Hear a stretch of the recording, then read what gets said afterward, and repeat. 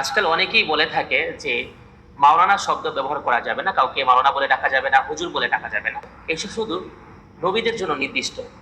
আসলে এটা সত্য কতটুকু, বা এটার কোনো ভিত্তি আছে কি? হুজুর কথাটা ব্যবহার করবেন না, ছেড়ে দিবেন। মাওলানা কথাটা ব্যবহার করবেন না। হুজুর শব্দের অর্থ হচ্ছে সম্মানিত উপস্থিত ব্যক্তি। মাওলানা শব্দ এসেছে মাওলা থেকে, যার অর্থ বন্ধু, অভিভাবক, সহায়ক। এটি মানুষ ও আল্লাহ উভয়ের জন্যই ব্যবহার হয়েছে বিভিন্ন প্রেক্ষাপট অনুযায়ী। আমাদের সমাজে আলেম, ইমাম, শিক্ষকদেরকে মাওলানা বা হুজুর বলে সম্মান জানানো হয়। এটা কোনো গুনাহ নয়, বরং শ্রদ্ধার প্রকাশ। যারা বলে এই শব্দগুলো ব্যবহার করা হারাম, তারা কোনো ধরনের প্রমাণ ছাড়াই কথা বলে, যার মাধ্যমে মানুষের মাঝে বিভ্রান্ত সৃষ্টি হয় এবং আলেমদের প্রতি অসম্মান জন্মায়।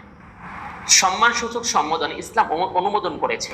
আসুন আমরা আলেমদেরকে সম্মান দেই, আর যারা বিভ্রান্তি ছড়ায় তাদের থেকে আমরা দূরে থাকি বা সতর্ক থাকি।